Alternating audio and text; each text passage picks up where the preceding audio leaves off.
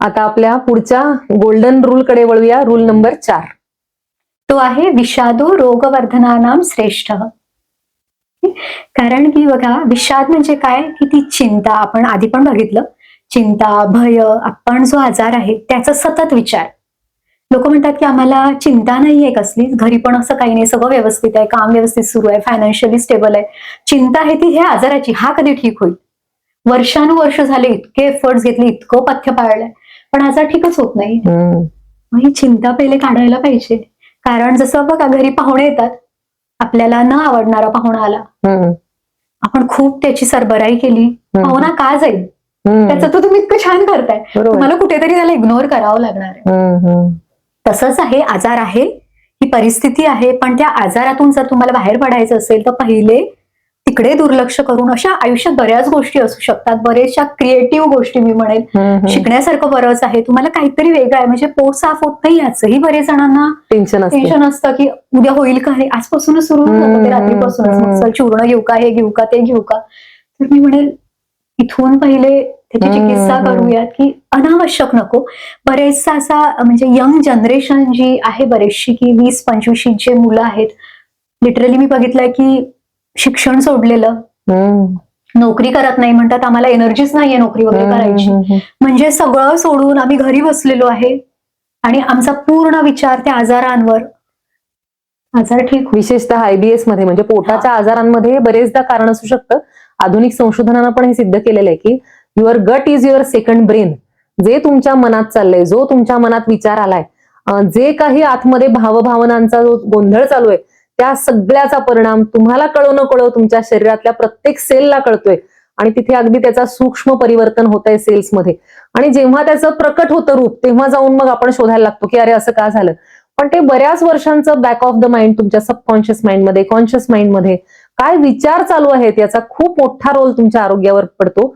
म्हणजे बरेचदा मी तर म्हणेल की सायकोसोमॅटिकच असतात डिसऑर्डर्स. फक्त सोमॅटिक म्हणजे फक्त शारीरिक दुखणी असतात ती फार कमी असतात. बरीचशी दुखणी ही सायकोसोमॅटिक आहेत, म्हणजे मनोशारीरिक आहेत. आधी सुरुवात मनात होते आणि त्याचं प्रकट रूपांतर शरीरात होतं. आपल्या आयुर्वेदाच्या आपण बघतोय इव्हन सिनियर सिटीजन्स बघा काही काही, की घरी बोलायलाच कोणी नाही, ऐकायलाच कोणी नाही, आणि जेव्हा येतात बोलतात.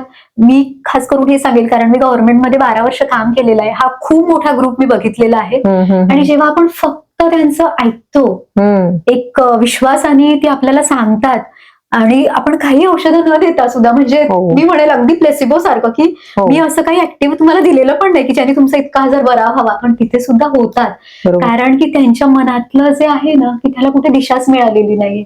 बरोबर. म्हणून सगळ्या गोष्ट की ते जे असतं ना आपण की या सगळ्या गोष्टी की लहान मुलांपासून वृद्धांपर्यंत सगळ्यांना एक आपुलकी, एक ती असं ना ऍक्सेप्टन्स हवा असतो. पण जर फॅमिलीमध्ये कुठेतरी तुम्हाला लहानपणापासून असे काही अनुभव आले असतील, आपण चाइल्डहुड ट्रॉमा म्हणतो, किंवा मग अपब्रिंगिंग मध्ये कुठे काही असेल की पॅरेंट्सचं पटत नसेल, अशा अनेक गोष्टी असू शकतात की ज्या भविष्यामध्ये मुलांच्या आजारांसाठी कारण ठरू शकतात. जसं मायग्रेन सारखा आजार बघा, तो असं नाही की आईला आहे आणि आता तुम्हाला येणारच आहे, पण त्याला कारण काय ठरतं बरेचदा, घरातलं ते वातावरण, आईचा स्वभाव.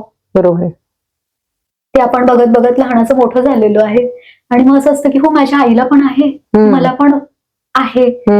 आपण तिथे जबाबदारी टाकून मोकळं झालोय, पण आपली चॉईस होती इथे. बरोबर.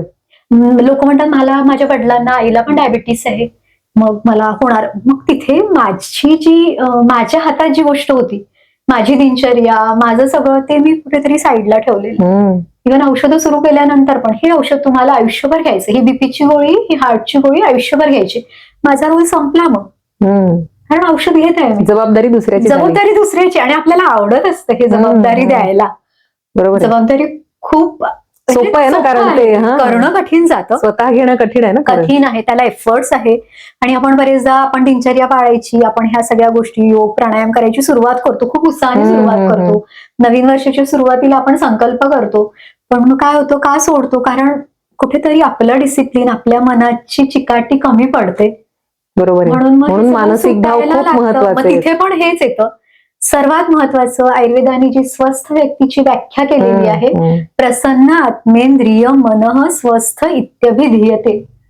मन, आत्मा, शरीर, इंद्रिय सगळं प्रसन्न असावं. प्रसन्नता आपल्याला कोणाला भेटून आपल्याला खूप छान वाटतं, कोणाला भेटून आपल्याला अजिबातच छान वाटत नाही. हम्म. माझ्या पेशंट कडून मला एक कमेंट्स येत असते, मॅडम आम्ही ना अपॉइंटमेंट याच्यासाठी घेतो की आम्हाला छान वाटतं. हो हो. म्हणजे बरेचदा त्यांचं मेडिसिन पण ची गरज नसते आणि घ्यायचं पण नसतं, पण हा पण एक असतं की आम्हाला छान वाटतं आणि आम्हाला गायडन्स मिळतो की कुठे आम्ही चुकतोय. बरेचसे लहान मुलं आहेत, अगदी 14-15 वर्षाची मुलं मी म्हणेल, आणि US मध्ये वगैरे बरेच जण आहेत, त्यांना आयुर्वेदिक लाईफस्टाईलची इतकी क्रेज आहे ना की अगदी 4-4:30 वाजता उठतात, रात्री 9-9:30ला झोपतात. त्यांचे पॅरेंट्स पण हे करत नाही. मला पण आश्चर्य वाटतं, विचारत असते की तुम्ही कसं करू शकताय किंवा काय मोटिवेशन आहे त्याच्या मागे. म्हणजे आम्हाला खूप छान वाटतं, आमचा अभ्यास खूप लवकर होतो, मन पहिलेचे आमचं, कारण तिथे राहून पाश्चात्य देशांमध्ये राहून अजून कठीण होतं. बरोबर आहे. तर तेव्हा त्या मुलांनी ही गोष्ट अंगीकारली आहे आणि जेवढ्या लहान वयात आपण हे करू तेवढं सोपं जातं. 30-40च्या नंतर करायला एफर्ट्स आहेत. बरोबर.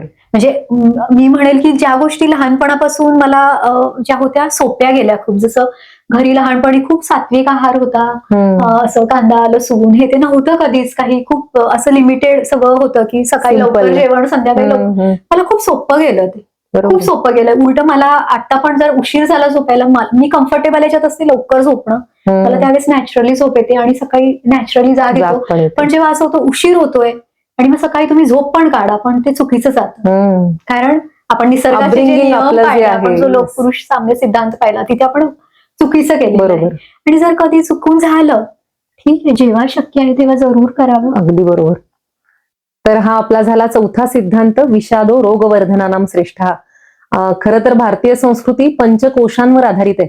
फक्त खाणं पिणं हा झाला अन्नमय कोश, त्याच्या पुढचा आहे प्राणमय कोश, नंतर मनोमय कोश म्हणजे तुमच्या भावभावना, नंतर विज्ञानमय कोश म्हणजे आपण आज जी चर्चा करतो ती विज्ञानमय कोश ओपन करण्यासाठी आहे, तुम्हाला एक इन्साइट देण्यासाठी. आणि सगळ्यात शेवटचा कोश आहे आनंदमय कोश, म्हणजे आनंद हे आपल्या जीवनाचं खरं तर ध्येय आहे. त्यामुळे जर आनंदी राहिलात तर सगळे आजार दूर राहतील. आणि विषाद म्हणजे त्याच्या अपोजिट, तुम्ही उदास, तुम्ही निराश, निगेटिव्ह मनस्थितीत असाल तर सगळे रोग जवळ येतील. आणि हा आयुर्वेदाचा खूप सुंदर सिद्धांत आहे, तो पदोपदी आपल्याला प्रत्ययाला येत असतो. तर आता जाणीवपूर्वक आनंदी राहण्यासाठीचे प्रयत्न सगळ्यांनी करावेत याच्यानंतर, या ज्ञानानंतर, अशी मला अपेक्षा आहे.